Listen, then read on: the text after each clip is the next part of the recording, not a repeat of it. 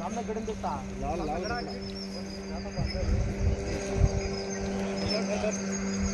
वो मोटर जंदे फेरो जी पानी दबाव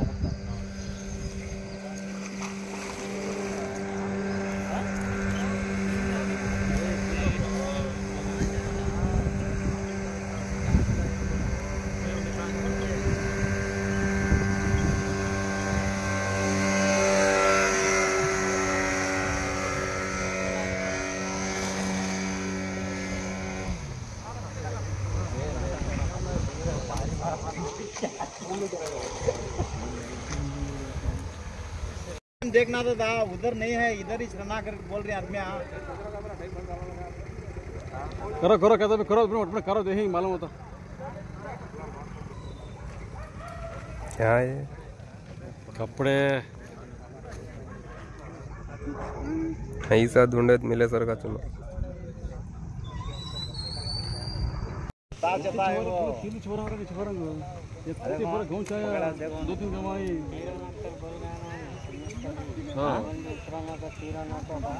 नहीं तीन साल तीर मुश्किल क्या होता नहीं रस्सा मंगला रस्सा फोन रस्सी बने तीन साल इनको ये कड़ी का हाँ एक बार ढूंढने से है ना एक सही का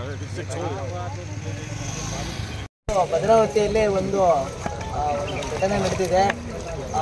ಏನಪ್ಪ ಅಂತಂದರೆ ಒಂದು ಸುಮಾರು ಒಂದು 35 ವರ್ಷ ಮತ್ತು 5 ವರ್ಷದ ಪಾಪು ಚಾನಲಲ್ಲಿ ಸಿಗೆ ಬಗೆಯವರು ಜಾಕೀರ್ ಅಂತ ಅವ್ರ ಹೆಸರು. ಅವರು ನದಿಲಿ ಅಂದರೆ ಈ ಚಾನಲಲ್ಲಿ ಬಿದ್ದು ಮೃತ ಹೊಂದಿರ್ತಾರೆ. ಈ ಘಟನೆ ನಡಿಬಾರ್ದಾಗಿತ್ತು, ಆದರೆ ಇವಾಗ ಘಟನೆ ನಡೆದೋಗ್ಬಿಟ್ಟಿದೆ, ಎಲ್ಲ ಮುಗ್ದೋಯ್ತು. ಆದರೆ ಪ್ರಾಣ ನಾವು ವಾಪಸ್ ತರೋಕ್ಕಾಗಲ್ಲ. ಅಟ್ಲೀಸ್ಟ್ ಅವರನ್ನು ಕಾಪಾಡ್ಕೊಳೋದಕ್ಕೆ ಒಂದು 2-3 ಅವಕಾಶಗಳಿದ್ದಾವೆ. ಏನು ಅಂದರೆ ಹುಡ್ಕೋದಕ್ಕೆ, ಅದನ್ನು ತೆಗೆಯೋದಕ್ಕೆ ಎಲ್ಲ ಒಂದು 2-3 ಅವಕಾಶಗಳಿದ್ದಾವೆ.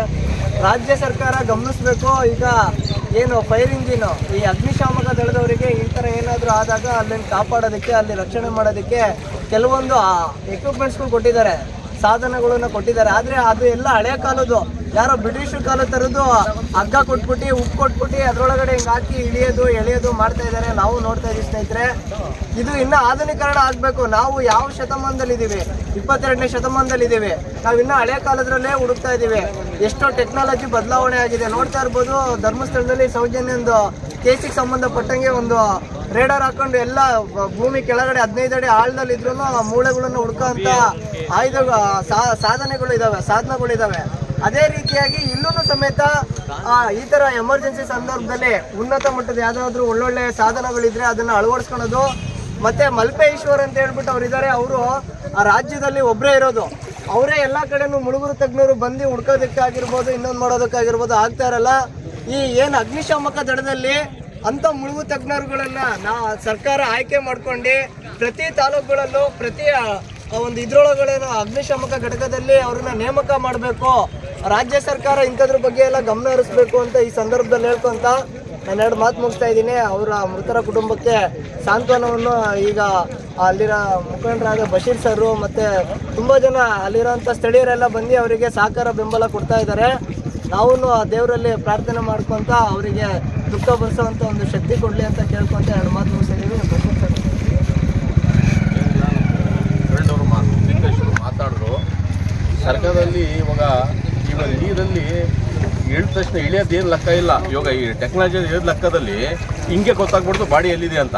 ಅವೆಲ್ಲ ತರ್ಬೋದು. ಈಗ ಫೈರಿಂಗ್ ಜನರು ಕೆಲಸ ಮಾಡೋರು, ಸರ್ಕಾರ ಪೊಲೀಸರು ಇಲ್ಲ ಪಾಪ ಹಗಲು ಹೊತ್ತು ಕಾಯ್ತಾನೆ ಇರ್ತಾರೆ. ಇಲ್ಲ 24 ಗಂಟೆ ಇಡಬೇಕು, 40 ಗಂಟೆ ಟೈಮು ಅಂಥದ್ದು ಪರಿಸ್ಥಿತಿ ನಮ್ಮಲ್ಲಿ ಇಲ್ಲ. ನಮ್ಮಲ್ಲಿರೋದು ಇವಾಗ ನೀರಲ್ಲೇ ಹಂಗೆ ಹುಡುಕಿ ನೋಡಿ ಹೇಳ್ಬಿಡ್ಬೋದು ಎಲ್ಲಿದೆ ಬಾಡಿ ಅಂತ. ಅದೊಂದು ಸರ್ಕಾರ ತಂದರೆ ತುಂಬ ಅನುಕೂಲ ಆಗೋದಂತ ನಾನು ಎಂಟವಾಡ ಕೌನ್ಸಿಲರು ಅನುಕೂಲ ಆಗಲಿ ಅಂತ ಹೇಳ್ತೀನಿ. ನಿಮ್ಮ ಹೆಸರು ಸರ್? ನಿಮ್ಮ ಹೆಸರು? ಬಶೀರ್ ಅಹಮದ್. ಸೊ ಎಲ್ರಿಗೂ ನಮಸ್ಕಾರ, ಅಸ್ಸಲಾಮ್ ಅಲೈಕುಮ್. ಇಷ್ಟು ಜನ ಯಾಕೆ ಸೇರಿದ್ದಾರೆ ಅಂದರೆ, ನಮ್ಮ ಭದ್ರಾವತಿಯ ಸೈಯದ್ ಕಾಲೋನಿ ಸೀಗೆ ಬಗೆಯಲ್ಲಿರುವ ಜಾಕೀರ್ ಮತ್ತು ಅರ್ಹಾನ್ ಅಂತ 5 ವರ್ಷ ಹುಡುಗ, ಅವರಿಬ್ಬರು ಕೂಡ ಇಲ್ಲಿ ಬಟ್ಟೆ ಒಗೆಯೋಕ್ಕಂತ ಅವ್ರ ಫ್ಯಾಮಿಲಿ ಕೂಡ ಬಂದಿದ್ರಂತೆ.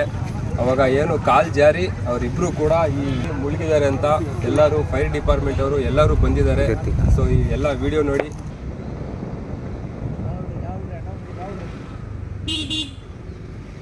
ಭಾಳ ಜನ ಬಂದಿದ್ದಾರೆ.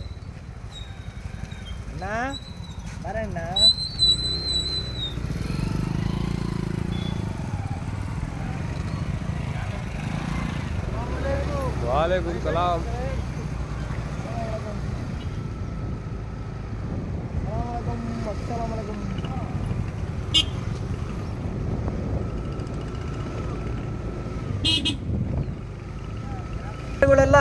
ಮುಖಗಳೆಲ್ಲ ತಿನ್ನೋದು, ಆ ಬಾಡಿ ಎಲ್ಲ ಇದಾಗೋದೆಲ್ಲ ಆಗುತ್ತೆ. ಆದ್ರೆ ಅಟ್ಲೀಸ್ಟ್ ಅವರಿಗೆ ಮೃತದೇಹನವರು ನೊಂದಂತವರಿಗೆ ಬೇಗ ಸಿಗೋಂಥ ಕೆಲಸಗಳಾಗುತ್ತೆ. ಸರ್ಕಾರ ಇದ್ರ ಬಗ್ಗೆ ಗಮನ ಹರಿಸ್ಬೇಕು. ಪ್ರತಿ ಏನು ಅಗ್ನಿಶಾಮಕ ದಳ ಇದೆ ಅಲ್ಲಿ ಒಬ್ರು ಏನು ಮುಳುಗು ತಜ್ಞರು ಇರಲೇಬೇಕು ಅನ್ನೋದನ್ನ ಒಂದು ಇದು ಮಾಡಬೇಕು, ನೇಮಕ ಮಾಡಬೇಕು.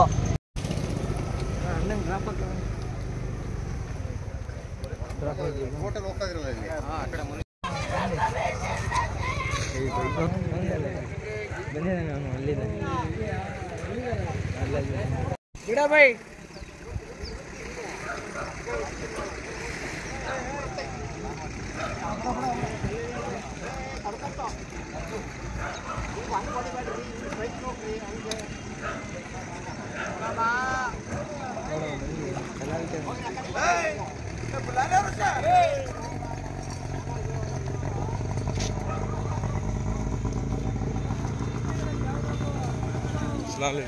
ವಾಲೇಕುಮ್ ಸಲಾಂ.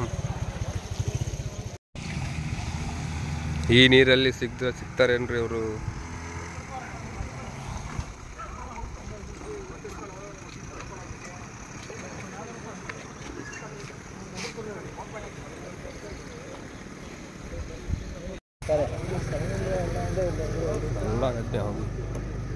ಅಲ್ಲೇ ಇದಾರಲ್ಲ ಅವ್ರಿಗೆ ತಿರ್ಗಾ ಬಾರ ಇರಲಿಲ್ಲ ಏನಲ್ಲ ಅಂತ ನೋಡಿ.